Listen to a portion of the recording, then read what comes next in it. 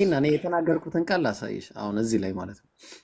በጣም ሃርድ ኬዝ ነው። ይኸውልህ ምን አለ መሰለህ እግዚአብሔር ሙሴን እንዲህ ብሎ ተናገረው። ይኸውልህ ለአሮን እንዲህ ብለህ ንገረው ከዘር በትውልዳቸው ነውር ያለበት የአምላኩን እንጀራ አይቅረብ አለ። ነውር ያለበት ሰው እውር፣ አንካሳ፣ አፍንጫ ደፍጣጣ፣ ትርፍ አካል ያለው 6 ጣት ምናምን፣ እግረ ሰባራ፣ እጀ ሰባራ፣ ጎባጣ፣ ድንክ፣ አይነ መጭማጫ፣ እከካም፣ ቋቁቻም፣ ጃንደረባ፣ ነውረኛ ሁሉ አይቅረብ። የት እግዚአብሔር የአምላኩን እንጀራ ሊያቀርብ ዘንድ ማለት ነው።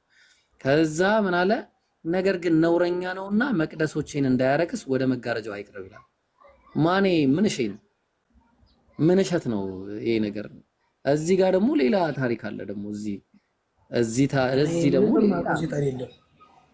ምንም ኦሪት ዘዳግም ምዕራፍ 23 ቁጥር 1 ላይ የጌታ ሰው እስቲ አንድ ጊዜ እስቲ ቺን አንብብልኝ። ኧረ ማኔ ላንተ የንፍታታ ብለኝ በግድ እኔ ያልመሰለኝን ማለት ነው። ኧረ የት ነኝ? ኧረ ዮዮ የትናለው ሰው ለዚህ እኮ ነው ነግቷል የምልህ እኮ ነግቷል የምልህ ለዚህ ነው እኔ ጋር ነግቷል የምልህ። ይኸውልህ ይሄኛው ተነስቷል የተቀጠቀጠ ብልቱም የተቆረጠ ወደ እግዚአብሔር ጉባኤ አይግባ። እንዴ ይታያል። እንዴት ነው የሚከፈተው? ተከፍቶ ነው የሚታየው ማኔ። አረ በቃ ይሄን ተውኩት። እሺ በቃ ይሄን ተውኩት። እንደው እኔ እናንተ የሚያስማማን ዘና የሚያደርገን ነገር ነው።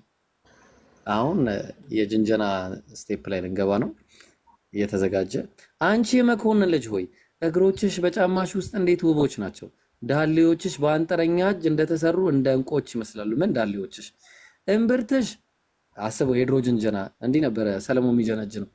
እምብርትሽ ወይን ጠጅ እንደማይጎልበት እንደተነጠረ ጽዋ፣ ሆድሽ እንደ ስንዴ ክምር በአበባ እንደታጠረ ነው። ሁለቱ ጡቶችሽ አለ እንደ ሁለት መንታ እንደሚዳቁ ግልገሎች ናቸው አላለም። አንገትሽ እንደ ዝሆን ጥርስ ግንብ ነው። አይኖችሽ በሐሴቦን ውስጥ በባትረቢ በር አጠገብ እንደ ውሃ ኩሬዎች ናቸው። አፍንጫሽ ደማስቆ አፋዛዥ እንደሚመለከት እንደ ሊባኖስ ግንብ ነው አለ። አፄ የት ነው ያለ ነው? እውነት ነው። የት ነው ያለ ነው? አዲስ አበባ ኢትዮጵያ። እኔ ግራ ገባኝ እኮ ናሽ እዚሁ ደግሞ ልክ ተጀናጅነሽ ብራዘር እንዴ! ኧረ ቆይ ይሄንንም ማሳናይ እንዴ! በቃ መልካም ቀኑንልህ፣ መልካም ምሽት ማለት ነው።